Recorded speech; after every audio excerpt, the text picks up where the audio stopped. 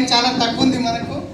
So చాలా మంది morning నుంచి వెయిట్ చేస్తున్నారు, నిలబడ్డారు. సో అందరి తరఫున ఎవరైతే పొద్దున సంది వెయిట్ చేస్తారో వాళ్ళందరికీ మా మనస్ఫూర్తిగా మేము అందరం డ్యూసిటీలో సారీ చెప్తున్నాం. మాకు ఇంత ఎక్కువ మంది వస్తారని అనుకోలేదు, 2 సెషన్లు పెట్టాము. అయినా మనం విన్నింగ్ టీమ్ లీడర్స్ కాబట్టి సో నిలబడ్డ వాళ్ళు ఖచ్చితంగా చాలా ఫాస్ట్గా బిజినెస్ గ్రో అవుతుంది, ఎందుకంటే వాళ్ళు కమిట్మెంట్ లీడర్స్.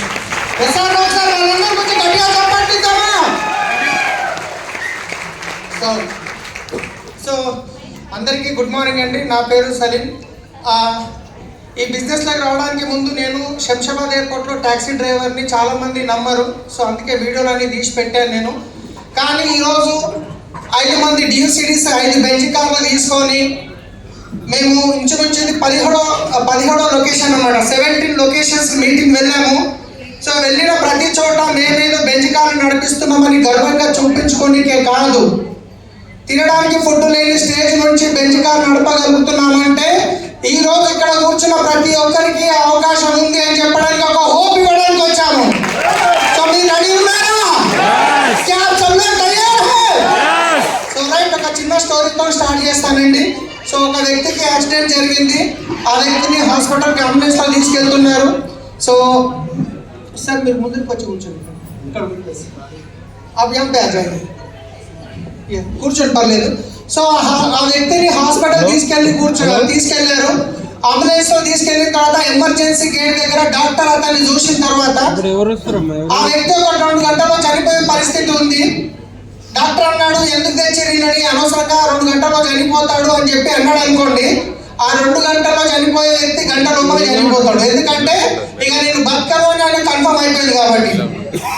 కానీ అదే డాక్టర్ అతను చెప్పింది అనుకోండి, ఏం కాదు ఈయనకి లోపల తీసుకెళ్ళండి, నా మంచిగా అయ్యి ఆరోగ్యంగా నడుచుకుంటూ వెళ్తాడంటే ఆ వ్యక్తి బతకడో తెలియదు. కానీ 2 గంటలు బతికే వ్యక్తి అట్లీస్ట్ 4 గంటలు బతుకుతాడు, అవునా కాదా?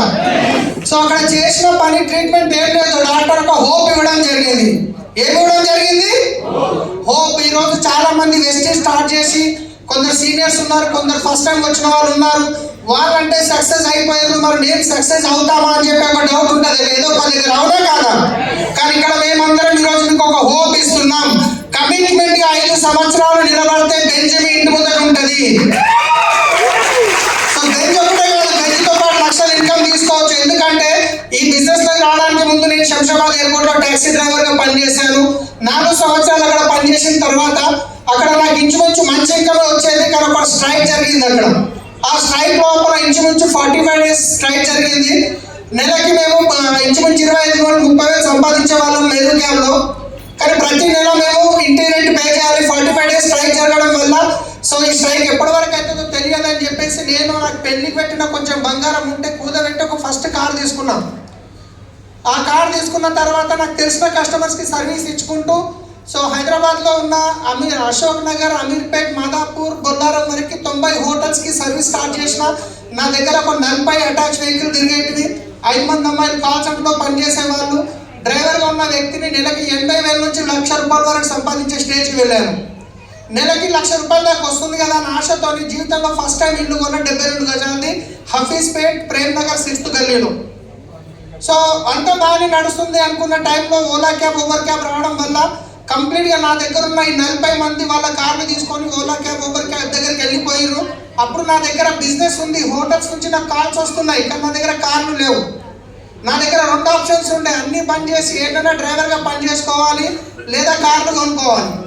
సరే ఏంటన్నా డ్రైవర్గా పని చేసుకుంటే నాకు 15-20 జీతం వస్తుంది, కానీ నా ఇంటి EMI 25,000 ఉంది, సరిపోదు అని ఆలోచించి నాకు తెలిసిన ఒక కస్టమర్ దగ్గర 24 లక్షలు అప్పు తీసుకొని 10 సొంతంగా కార్లు కొనుక్కున్నాం.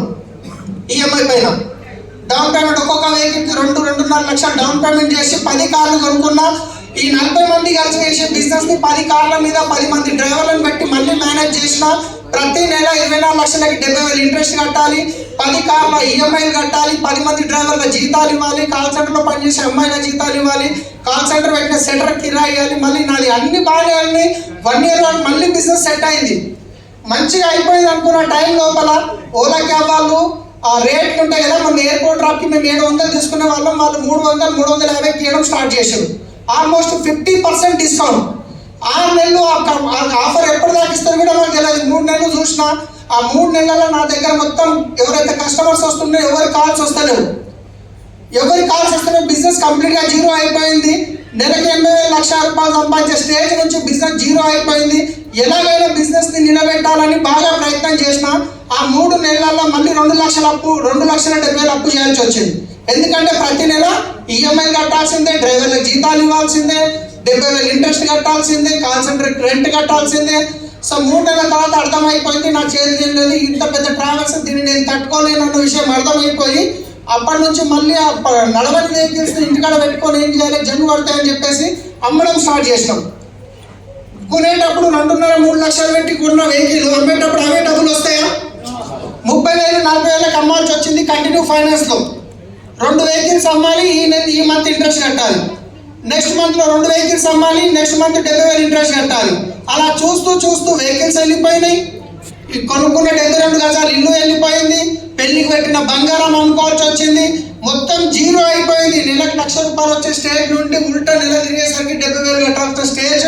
ఉన్నాయన్నీ అమ్ముకొని కట్టేసిన జీవితం కంప్లీట్గా జీరో కనిపిస్తుంది. ఇక అప్పుల బాధలు ఎక్కువైపోయినాయి. ఎవ్రీ మంత్ ఒక చిట్టి కడుతుంటే నేను ఆయనకు చిట్టి టైం కంటే ముందు 2 నెలల ముందు 2 రోజుల ముందు పైసలు ఇస్తుంటే ఆయన దగ్గర పోయినప్పుడు కూర్చోబెట్టి ఛాయ్ ఇచ్చి మర్యాద మాట్లాడే వ్యక్తి 2 నెలలు చిట్టి కట్టకపోయేసరికి లాంగ్వేజ్ చేంజ్ అయింది. ఒక రోజు రాత్రి 10-10:30 అవుతుంది. ఫోన్ చేసిండు. మా వైఫ్ మా 2 పిల్లలు తీసుకొని మా పెద్ద బామ్మర్ది దగ్గర దావతుంటే చిన్న దావతుంటే వెళ్ళిర్రు. ఆ రోజు రాత్రి 10-10:30 టైంలో ఫోన్ చేసి చాలా మాటలు తిట్టడం జరిగింది. అప్పుడు నాకు అర్థమైంది, ఇక నేను డబ్బులు కట్టాలంటే కట్టలేని పరిస్థితి. ఏడ జాబ్ చేసినా 15,000-20,000 రావు. ఇది అన్నిటికంటే సూసైడే బెస్ట్. ఎందుకంటే టార్చర్ తట్టుకోలేకపోతున్నాం. మంచం మీద వండుకున్నా, ఫ్యాన్ తిరుగుతుంది, ఇక లేచి ఇక ఊరేసుకుందామని నేను ప్రిపేర్ అవుతున్నా. సో అంతలోపలే మా బాబు ఫేస్ గుర్తుకొచ్చింది. పిల్లలు ఇంట్లోకి పోయేటప్పుడు పైసలు అడుగుతారా అడగరా? जब भी मैं घर में से बाहर जाता था बच्चे पैसे पूछते हैं ना, पापा 5 रुपए दो. సో మా బాబు నన్ను 5 రూపాయలు అడుగుతుండే. సో ఫేస్ గుర్తుకొచ్చింది. నాకు ఎందుకో విజిలేషన్ అంటారు కదా, నేను బండి నడిపేటప్పుడు మెరూ క్యాబ్ నడిపేటప్పుడు సిగ్నల్ దగ్గర పిల్లలు డోర్ కొట్టి డబ్బులు అడుగుతారు కదా. సో పిల్లలు చూస్తే వాళ్ళు వెంటకలు గలీజుకుంటుండే, బట్టలు చినిపోయి ఉంటుండే. ఒకవేళ నేను సూసైడ్ చేసుకుంటే రేపు నా పిల్లల భవిష్యత్తు ఇదే అవుతుంది అని చెప్పి ఆలోచించి ఆ రోజు నేను సూసైడ్ చేసుకోలేదు. కానీ నేను ఎప్పుడు ప్రేయర్ చేసినా जब भी नमाज को जाता था मैं अल्लाह ताला को यही मांगता था, मेरे को लाखों के पैसे होना, गाड़ियाँ होना, घर कभी नहीं मांगा. मैं यही दुआ करता था कि ये परेशानी में से बाहर निकाल दीजिए. సో నేను ఎప్పుడు నమాజ్ పైన ఎప్పుడు ప్రేయర్ చేసిన దేవుడిని ఒకటే కోరుకునేవాడిని, నాకు లక్షలు భూములు కాదు, నన్ను ఈ పరేషాన్లకి బయటకు తీయమని చెప్పి నేను ఇదే కోరుకునేవాడిని. కానీ ఎప్పుడు కానీ భగవంతుడు నెత్తి కిరీటం పెట్టుకొని కాళ్ళకు గజ్జలు పెట్టుకొని బంగారం తీసుకొని ప్లాట్ల పేపర్ తీసుకొని రాడు, ఒక వ్యక్తి రూపంలో పంపిస్తాడు. ఈ రోజు మిమ్మల్ని ఇన్వైట్ చేస్తారు, అదే వ్యక్తి మీ అప్లైన్ అంటారు. నేను అరుణ కుమారి మేడం వాళ్ళ అన్న దగ్గర బీటీఎల్ టౌన్షిప్లో అంబాసిడర్ కార్ మీద డ్రైవర్గా పనిచేసిన.